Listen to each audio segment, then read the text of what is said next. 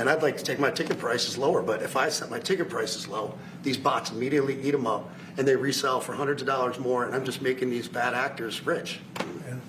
Well, I think this is a big step to getting it stopped. Do you have something, Brian? Yeah, I do actually. I actually feel that the consumer is going to take the money that they've saved and actually buy merch, which you guys have a big percentage of, or do concessions, which you guys split with the venue on that as well. So I think their money We don't goes share in first. concessions a lot. No? No, those are, we try to, but they don't want to share it in the beer prices and parking or any of that stuff. But the bottom line is there's money for everyone to be made. There's plenty of money to go around. No one's going to really lose here. Ticketmaster, if we can get a cap, they're going to lose some money. But I've already talked to the CEO, Michael, and he's given me his word. He's on board for it. I was talking to Jacoby with Papa Roach earlier, and by the way, he's a big fan of what you're doing, President Trump, digging into this whole scalping and the bots. A lot of musicians, you can say that, they're with Kid Rock, sir, on this, I think so. without a doubt. A lot of people are. President Trump, would you ever wear a jacket like that? I don't know. I was thinking about doing it for tomorrow. We have a big event coming up, and I was thinking about doing it, but I'm not sure. So you recently bought a Tesla for White House staff I did. to use, but now there's all these domestic terrorists targeting Teslas. Are the staff scared to drive it? I don't think so. I haven't heard. They weren't complaining. I did buy one, and I let the staff use it. We have it parked conveniently, and one day we give it to Margot, one day we give it to Chamberlain, give it to Natalie, we give it to everybody around, give it to Dan Scavino, but he's got so much money it doesn't matter. But they love the car, and it's a great car, and it's made here, it's made in the country. He's got a tremendous plant now in Texas, and he has one in California. Does a lot of his work here, and he's been really unfairly treated, in my opinion. I drive one. And Yeah. there's this other story. I know it's hypothetical right now, but if you were allowed for some reason to run for a third term, is there a thought that the Democrats could try to run Barack Obama against you I'd love for that. his third term? Boy, I'd love that. That would be a good one. I'd like that. No, people are asking me to run, and there's a whole story about running for a third term. I don't know. I never looked into it. They do say there's a way you can do it, but I don't know about that. But I have not looked into it. I want to do a fantastic job. We have 4 years, just about, almost close to 4 years. Time is flying, but it's still close to 4 years, and we're getting a lot of credit for having done a great job in the first almost 100 days.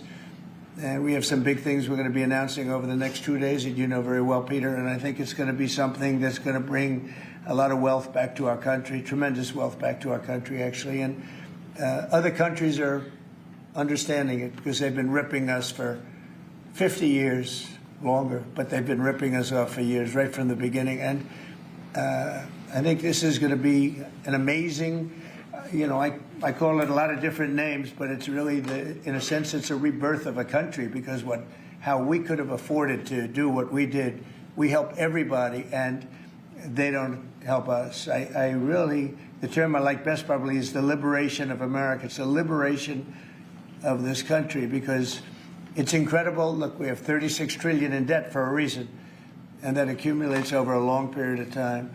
So I think what you're going to be seeing over the next couple of days will be very inspiring to a lot of people. They had a lot of auto plants being built in a certain country. I don't want to mention the country because we get along great with the country, but those plants aren't being built there anymore. They gave them up today and yesterday, day before, and they're building them all now in the United States. And we have many examples, not only auto plants, chip companies from Taiwan are coming in. The biggest, Mr. Wei, he's big. I said, you are a smart guy, aren't you? I've been reading about him over the years, but he controls a large portion of the chip business, as you know. You don't get smarter. They're going to be investing $200 or $300 billion. Apple's investing $500 billion. They always built their places in China. Now he's building here. I think because of you speak to Tim Cook, because of the election, but maybe more importantly because of the tariffs. He's got really an obligation to do it. But we have many, many companies that you haven't even heard of. But I think we'll be at $5 trillion very soon. And if you think about this, we've never been anywhere near that. I don't know if we've ever been at $1 trillion. What do you mean by that? We're 500. What do I mean by a trillion? 5 trillion, what are you referring to, sir? I think that we're going to be at $5 trillion of investment. I think you're going to have investments very shortly. We're already 3.5, and we have commitments, verbal commitments for a lot more. And numbers like that have never been done in this country. And it's going to get harder. This is in 2 months.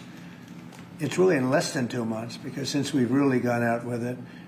And we have other interesting things happening. But to me, the whole tariff situation, and essentially they've done that to us for many years.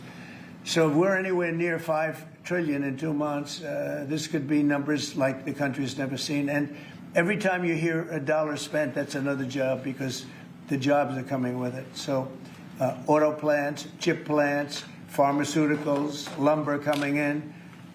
We have things happening in this country.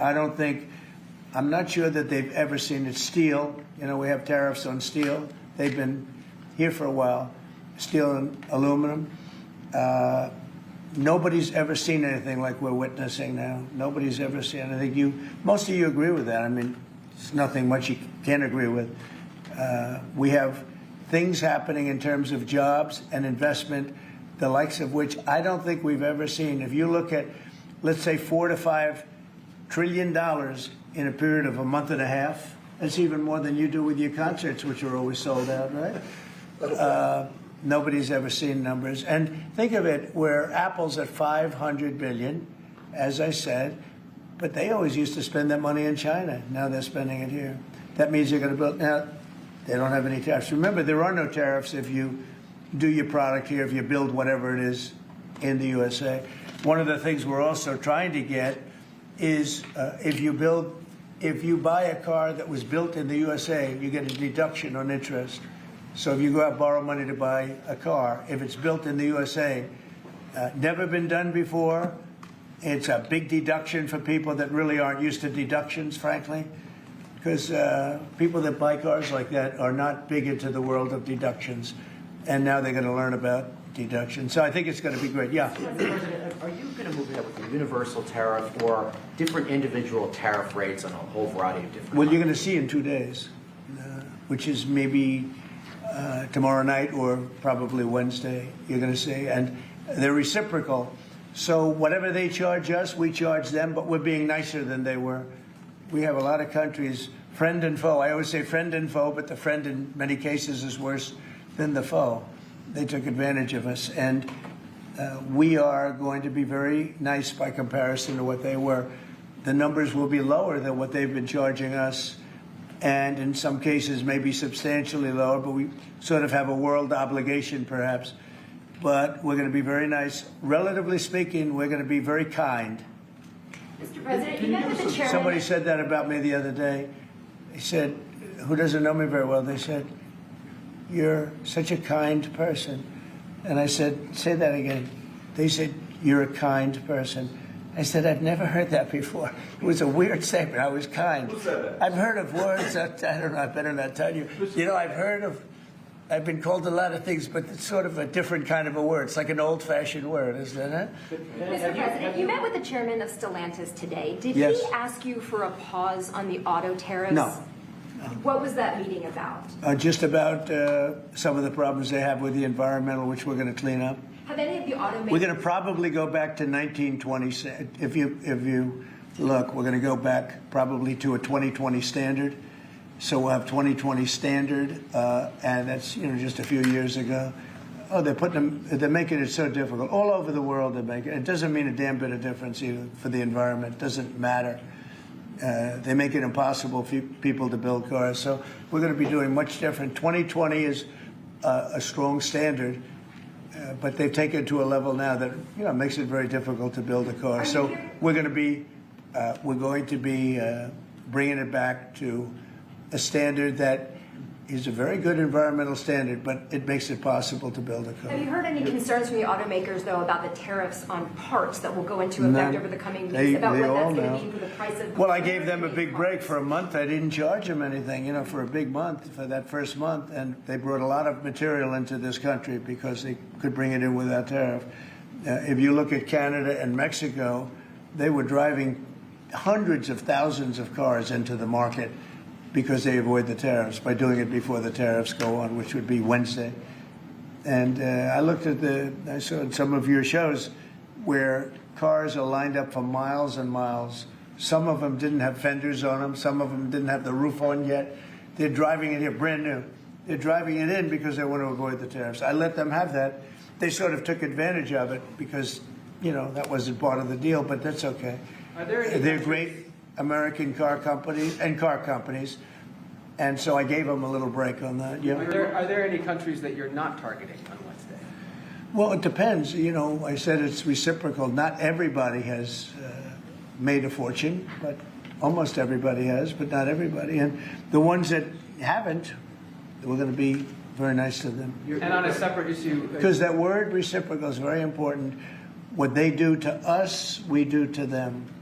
Okay, can I please. just ask you briefly on President Putin? You said over the weekend, or indicated over the weekend, some frustration with him. How serious are you about imposing oil sanctions on No, I Russian want to oil? see him make a deal so that we stop Russian soldiers and Ukrainian soldiers and other people from being killed. But mostly it's Russian and Ukrainian soldiers.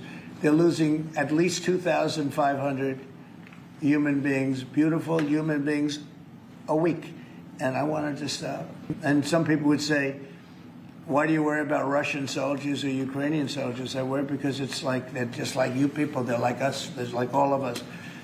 And I seem to have an ability to do those things. And if I can do that, I think it's a very worthwhile thing to do. And I think we will. No, I want to make sure that he follows through, and I think he will. I don't want to go secondary tariffs on his oil, but I think, it's something I would do if I thought he wasn't doing the job. I did it with Venezuela, secondary tariffs, and you know what happened? Every boat left the harbor. Did you see that? It was a beautiful thing to see. The whole harbor emptied out. My words weren't even finished, and I have these massive ships. They're actually taking the hoses and dumping them into there. They couldn't get out of there fast enough because they know I don't play games. So I think he's going to live up to what he told me, and I think he's going to fulfill his part of the deal. Now, then you have Zelensky, and hopefully he's going to live up. I see he's trying to renegotiate the rare earth. We did something because, as you know, the Europeans get paid back the money that they gave, and we don't, because Biden is an incompetent president. And he should have asked for rare earth, or he should have asked for the loans to be guaranteed in some form. That's what Europe did. Europe is in for probably $100 billion. And we're in for $350 billion. So we're in for more than 3 times. And now you could make it a little bit less than that, but it doesn't matter, whatever the number. We're in for substantially more than Europe. We could be in for $350 billion. They have no idea because Biden wasn't a good bookkeeper except for himself. And what happens is we made a deal for rare earth. It was all done. And I heard through you, I haven't spoken to them yet, but through you I heard that they're now saying, well, I'll only do that deal if we get into NATO or something to that effect. Well, that was never, number one, discussed. Number two, I think it's going to be long before Putin, they said you're not going into NATO. And it could be, that's probably the reason the war started, actually. What hour